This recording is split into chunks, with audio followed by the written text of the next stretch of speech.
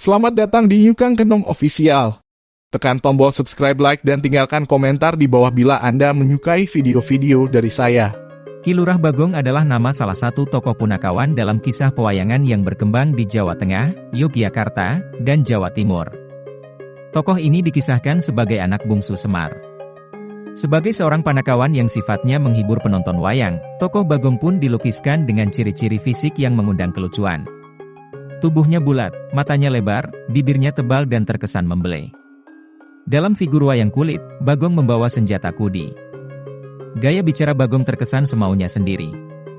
Dibandingkan dengan ketiga panakawan lainnya, yaitu Semar, Gareng, dan Petruk, maka Bagong adalah sosok yang paling lugu dan kurang mengerti tata krama. Meskipun demikian majikannya tetap bisa memaklumi, beberapa versi menyebutkan bahwa, sesungguhnya Bagong bukan anak kandung Semar.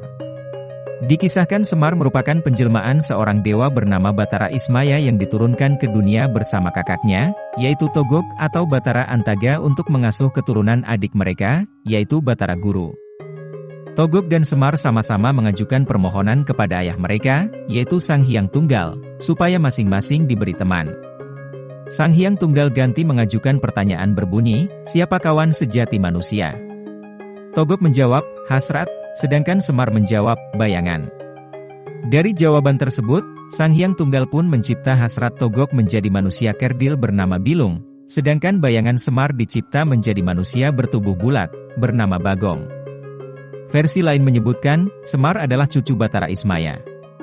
Semar mengabdi kepada seorang pertapa bernama Resi Manumanasa yang kelak menjadi leluhur para Pandawa.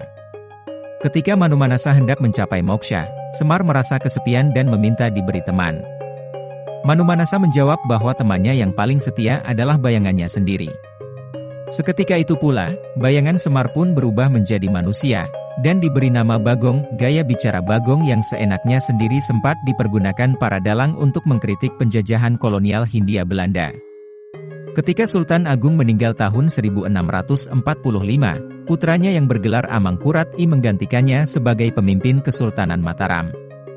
Raja baru ini sangat berbeda dengan ayahnya.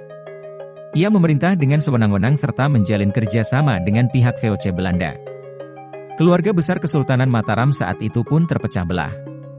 Ada yang mendukung pemerintahan Amangkurat I yang pro-Belanda, ada pula yang menentangnya. Dalam hal kesenian pun terjadi perpecahan.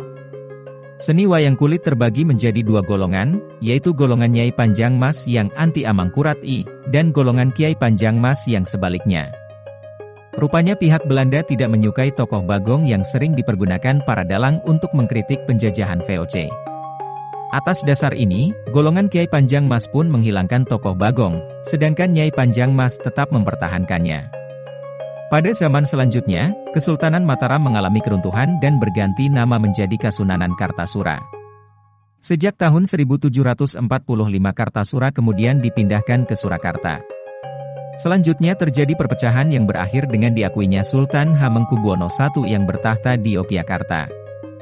Dalam hal pewayangan, pihak Surakarta mempertahankan aliran Kiai Panjang Mas yang hanya memiliki 3 orang panakawan, Semar, Gareng, dan Petruk, sedangkan pihak Yogyakarta menggunakan aliran Nyai Panjang Mas yang tetap mengakui keberadaan Bagong. Akhirnya, pada zaman kemerdekaan Bagong bukan lagi milik Yogyakarta saja. Para dalang aliran Surakarta pun kembali menampilkan 4 orang punakawan dalam setiap pementasan mereka. Bahkan, peran Bagong cenderung lebih banyak daripada Gareng yang biasanya hanya muncul dalam gara-gara saja.